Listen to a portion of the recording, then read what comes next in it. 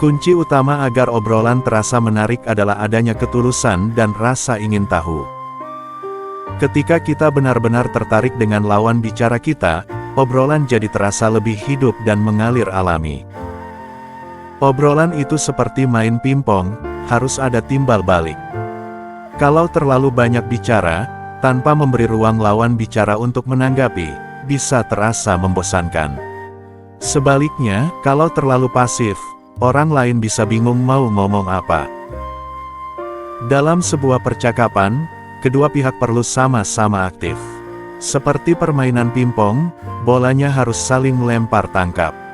Kalau cuma satu orang yang melempar terus, atau satunya diam saja, permainan jadi nggak jalan.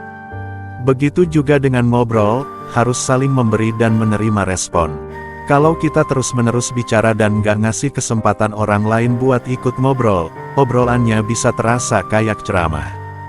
Akhirnya, orang jadi bosan karena mereka merasa tidak dilibatkan. Kalau kita cuma diam atau cuma jawab singkat-singkat, lawan bicara bisa bingung harus ngomong apa lagi. Jadinya suasana jadi canggung, kayak ngobrol sama tembok.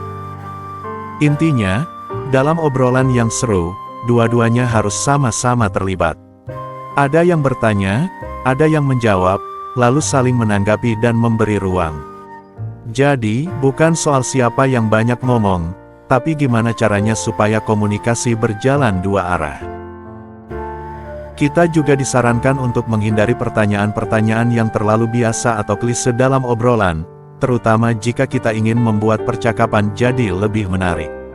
Pertanyaan yang umum seperti kerjanya di mana, asalnya dari mana, atau udah makan belum, memang aman dan sopan, tapi kadang terlalu datar dan tidak menggali banyak hal. Obrolan seperti ini seringkali berakhir cepat karena kurang memancing eksplorasi atau respons yang mendalam. Sebaliknya, dengan mengajukan pertanyaan yang unik atau tidak biasa, kita bisa membuat lawan bicara lebih antusias dan terlibat secara emosional. Misalnya, apa hal paling lucu atau paling aneh yang pernah kamu alami saat kerja?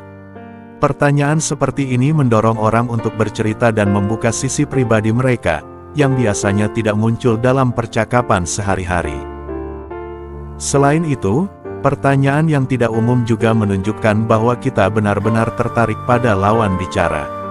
Ini membuat mereka merasa dihargai dan didengarkan. Obrolan jadi terasa lebih hangat dan manusiawi, bukan hanya formalitas atau basa-basi.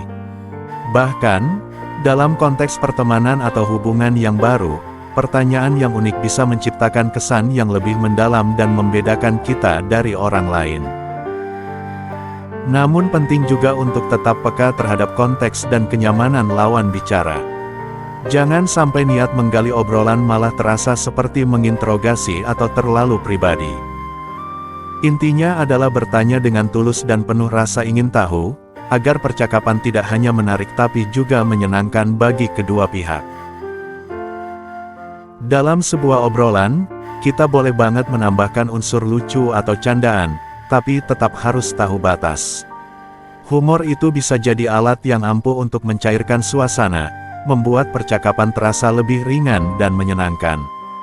Kadang, satu lelucon kecil bisa langsung bikin suasana yang awalnya kaku jadi cair dan akrab.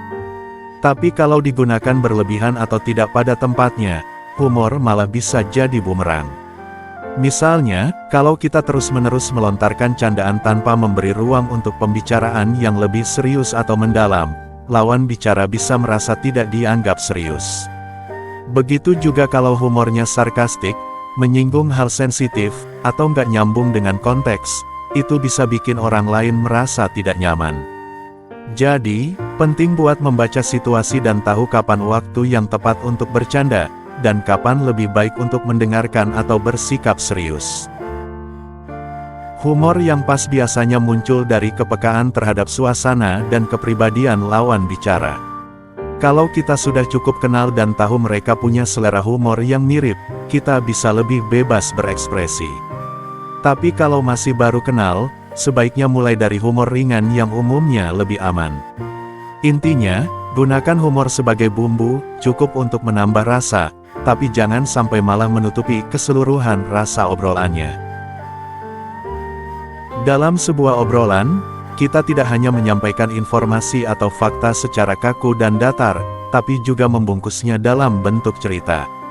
Misalnya, daripada bilang, "Aku pernah ke Bali," akan lebih menarik kalau ditambahkan cerita, seperti, "Aku pernah nyasar di Ubud gara-gara salah naik motor, tapi akhirnya malah nemu warung makan yang enak banget." Cerita seperti itu membuat orang lain lebih tertarik karena ada alur, emosi, dan pengalaman pribadi di dalamnya. Cerita punya kekuatan untuk membangun koneksi emosional. Fakta memang informatif, tapi cerita bisa membuat pendengar merasa ikut merasakan apa yang kita alami. Lewat cerita, kita bisa menunjukkan kepribadian, nilai-nilai, dan bahkan selera humor kita.